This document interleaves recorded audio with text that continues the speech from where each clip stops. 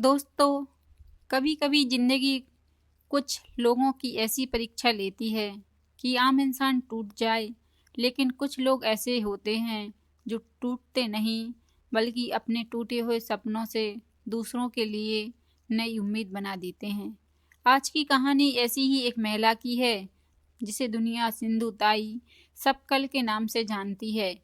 लेकिन यह कहानी किसी महान समाज सेवी की नहीं, बल्कि एक ऐसी लड़की की है जिसे बचपन में कोई प्यार नहीं मिला, जिसे पति ने घर से निकाल दिया, जो भूखे ही तड़पी, जिसने रेलवे स्टेशन पर रातें बिताई और जिसने एक दिन हजारों अनाथ बच्चों की मां बनने का फैसला किया। यह कहानी दर्द, संघर्ष और त्याग और इंसानियत की है। एक अनचाही बेटी। एक अनचाही बेटी 14 नवंबर 1948 महाराष्ट्र के वार्धा जिले के एक छोटे से गांव में एक बच्ची का जन्म हुआ। घर में खुशी नहीं थी। क्यों? क्योंकि वह बेटी थी। उस गांव में बेटियों को बोझ माना जाता था। परिवार वालों ने उसका नाम भी प्यार से नहीं रखा। उसे सब लोग चिंदी कहने लगे। मराठी में चिंदी का मतलब होता है फटा हुआ कपड़ा।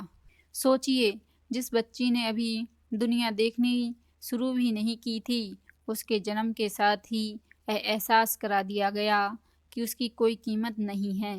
चिंदी के पिता गरीब थे, लेकिन समझदार थे। उन्हें लगता था कि बेटी को पढ़ाना चाहिए, लेकिन घर के बाकी लोग इसके खिलाफ थे। उन दिनों लड़कियों को स्कूल भेजना बहुत बड़ी बात मानी जाती थी। पिता ने एक अनोखा तरीका निकाला। जब वे मवेशियां चराने जाते तो चिंदी को भी साथ ले जाते थे। वह खेतों में बैठकर पढ़ाई करती थी। धीरे धीरे वह पढ़ने में तेज हो गई, लेकिन समाज को यह पसंद नहीं आया। लोग ताने मारते थे, लड़की पढ़ लिख कर क्या करेगी, आखिर इसे चूल्हा ही तो संभालना है।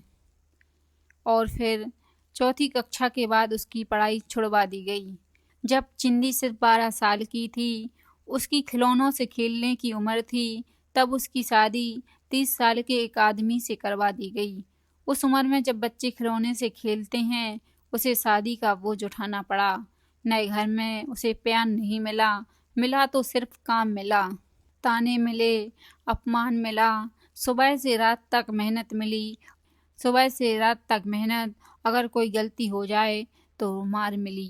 धीरे धीरे उसकी जिंदगी एक कैद खाने जैसी बन गई। सिंधु ताई रोज जंगल से लकड़ियां लाती थी और गरीब लोगों के अधिकार के लिए भी आवाज उठाने लगी।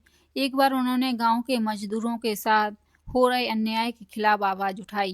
यह बात कुछ प्रभावशाली लोगों को पसंद नहीं आई। उन्होंने सिंधु ताई के पति के कान भर दिए।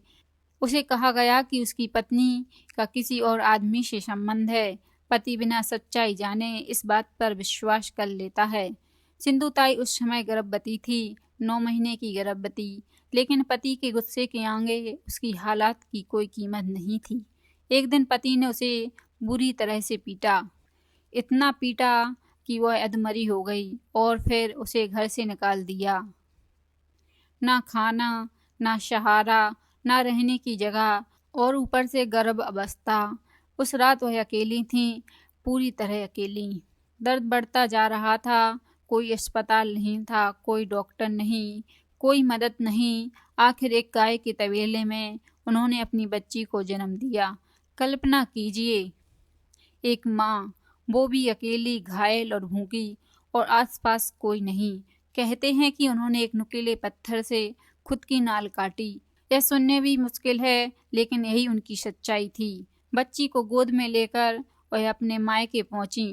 उन्हें लगा कि कम से कम माता पिता तो सहारा देंगे, लेकिन वहां भी निराशा मिली। लोगों को डर था कि समाज क्या कहेगा। उन्हें घर में नहीं आने दिया। उस दिन उन्हें समझ आया कि अब इस दुनिया में उनका कोई नहीं। अब शुरू हुआ जिंदगी का सबसे कठिन दौर। दोस्तों, अगला पार्ट देखने के लिए लाइक और सब्सक्राइब शेयर जरूर करिए।